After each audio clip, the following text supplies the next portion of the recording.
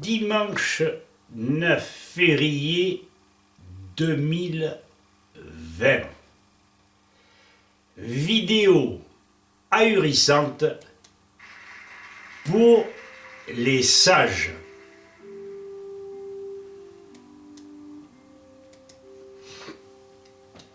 Dangereux, disait un conseiller d'éducation du lycée d'Embrun. Dangereux parce que convaincant. Convaincre de quoi? Tout simplement s'intéresser à l'autre, lui donner de l'importance, lui rendre sa confiance, augmente les vibrations. Nous sommes tous faits de vibrations. Plus de vibrations et on vous ramasse à la cuillère. Les vibrations fustigent, font disparaître les peurs. Sans peur, la vie a un autre sens. Demandez à Cicéron. L'harmonie, le bien-être, l'envie d'épouser la nature, de se fondre en elle.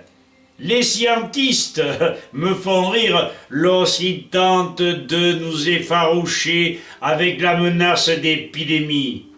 Savent-ils, ces ignares, qu'il ne peut y avoir d'épidémie qu'à partir du moment où les défenses immunitaires sont insuffisantes?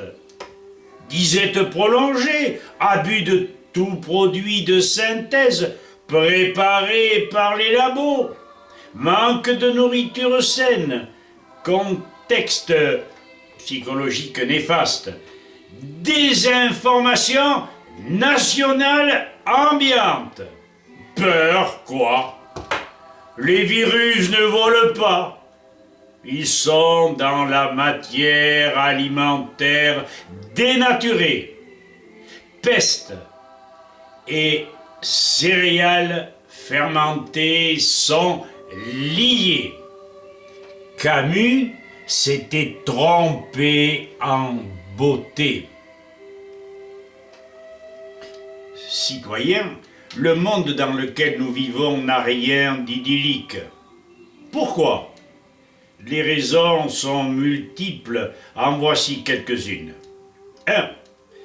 La France, particulièrement, soumet ses habitants à une information dirigée, tronquée, empreinte d'américanisme, vidée de tout sens critique, ascientifique.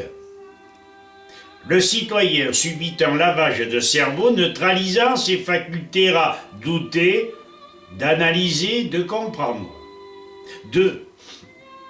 Le gouvernement subit les contraintes des trusts multinationales, les banques qui appliquent les règles d'une économie de marché inadaptée au contexte d'abondance, une production monstre, trop souvent mortifère.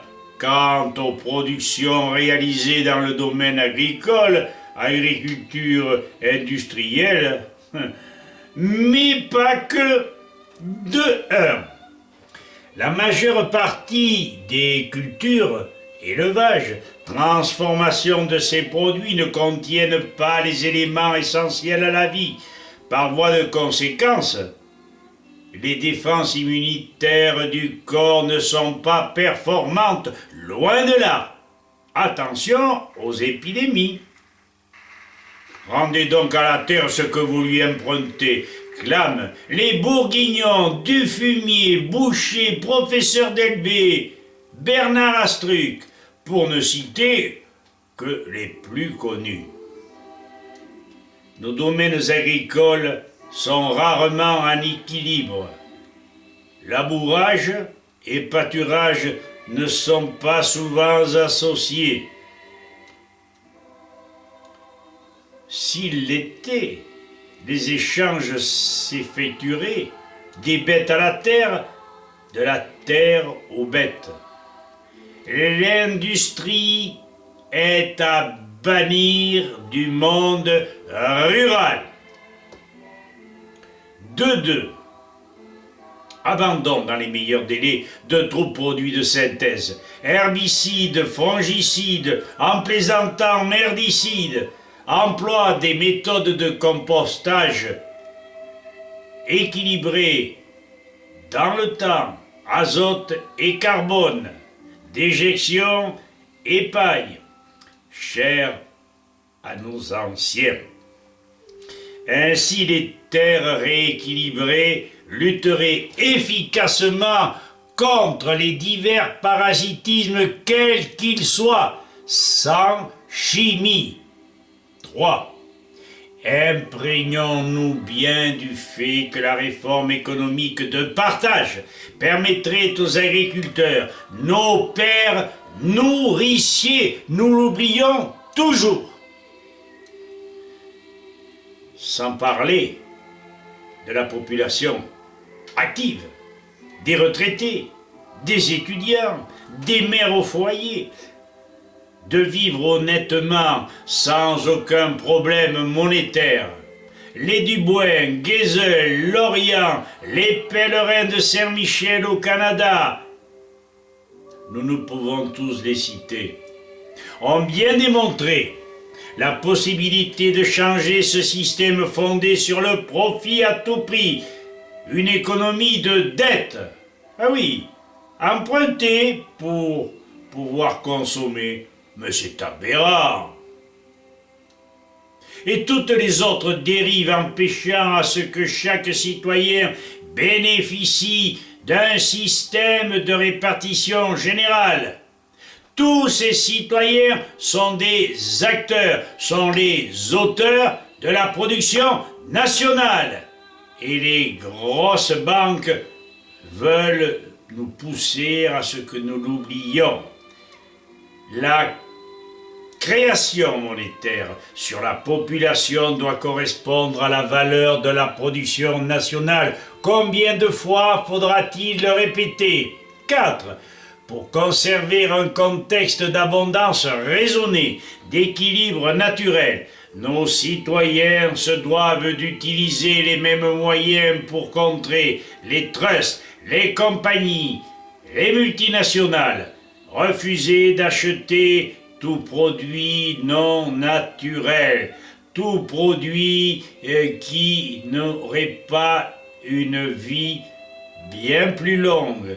Sur ces produits sur lesquels nous devons compter et qui ne doivent pas être détruits inopinément parce que tout a été fait pour que justement on ne puisse pas compter sur leur longévité. C'est un scandale.